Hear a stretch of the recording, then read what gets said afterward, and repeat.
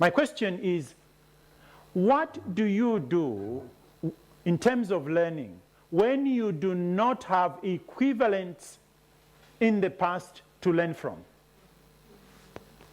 If, for example, you are trying to resolve how 7 billion human beings can live on planet Earth, no matter how hard you look in the past, you won't find a good example when we have lived as humans in a very fair way, sustainable way, as over 7 billion. And some people would argue the current economic collapse that we are still recovering or trying to recover from has no precedence. Not even the 1930s compared to what we are facing as humanity if we continue our ways of doing things. And that is what gave some of the colleagues I work with the insight to begin to inquire, how else do humans learn? And this is what brought us here to share this conversation. Learning from the future as it emerges. And the term that has been coined to represent that is presencing. Simply put, when we put ourselves in the present moment, while at the same time reaching out for what is on the horizon, we have the capacity to conceive of what is emerging in the future. And having bent the beam of observation onto ourselves, then we know that we are the agents through which that future is going to be born. So how does the process of doing that work? Again, spending a little bit of time and talking to different profound change makers, individuals who in one way or the other are demonstrating they accessed a deeper level of knowing before they took action. What journey do we see them walking? It's the following. The era for Lone Rangers is gone.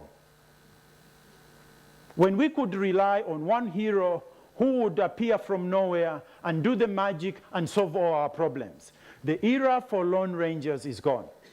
Our time, we will only manage to survive and overcome some of our challenges if we learn the art of co-creation. The capacity to connect with other people, not because we agree on the questions, on the answers, but because we agree on the questions that matter. What often divides us is that we jump to the solutions and we see how different we are in terms of solutions. The big deal is to focus on the common questions we hold together. So when you have agreed as a diverse group of people, go out, become experts by learning from the real experts. And the real experts is not by the number of degrees or qualifications they have. These are men and women, young and old, who are on the front end of the issue you're talking about. When you have sensed the field, the next deal, again, is to postpone brainstorming. So what happens is that you sit with others to allow inner knowing to emerge. One of the weakest moments of our time is that we have begun to celebrate what works against us. One activity after another. You wake up in the morning, and even before your eyes fully open, you stretch for the phone and to check the messages that may have come. And when you wake up, you dash into the shower room, you get into the litany of showering, looking for clothes, getting to the bicycle or to the car, the train, and as soon as you find a seat on the train, you open the laptop and begin to do things. And as soon as you reach the office, the phone call comes, the meeting comes. And this goes on until you begin to prepare to get home at about 6 p.m. And you get on the journey back home, and you tell yourself, just before you get to sleep, can you do the preparations for the following day? And then finally you drop dead on your bed around midnight. And this goes on. And what do we discover from typical change makers? They allow these gaps when there seems to be nothing. Change makers always have moments which we, the busy ones, call idle. It is in those moments that new insights are born. So the third point is to retreat, and you allow inner knowing to emerge. What comes next is quickly jump into acting. If I had stopped to begin to think about, does it make sense to call the president? And what will my colleagues think if they discover that I tried to call the president? What about my boss coming to know my sense of judgment if he or she? So once you don't jump into action, you can only mobilize reasons why you are not going to go forward. Prototyping in this way helps you to avoid the mistakes we often do when we are piloting. Most of us, when we are piloting, what are we doing? We are simply wanting to prove the case and the justification for why we must scale up that.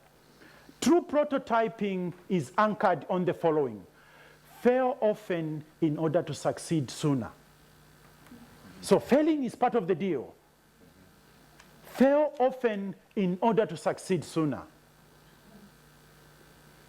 The capacity to get something and know what needs to be done in the moment and act, because it is not mere guesswork.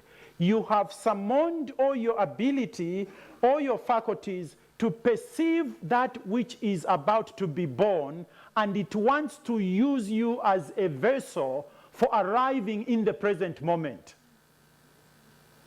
Why do you have so much faith in something you create? I always joke about this, because if I picked my phone and I said, hello, I am speaking, can I call you later? And then I said, oh, sorry, that was my brother in Iceland. You probably are going to believe me. What has happened is that you trust that this little thing I hold in my hand called phone has the capacity to pick my brother's voice wherever he is. It's because it has the receptors that allows it to pick things in an instant. This is the more primary instrument, which has the best receptors you can imagine. We are wired as a receptor. Once we learn to pay attention to what is going on in our system, we are the most primary and natural antenna for picking what is on the horizon and wanting to be born through us.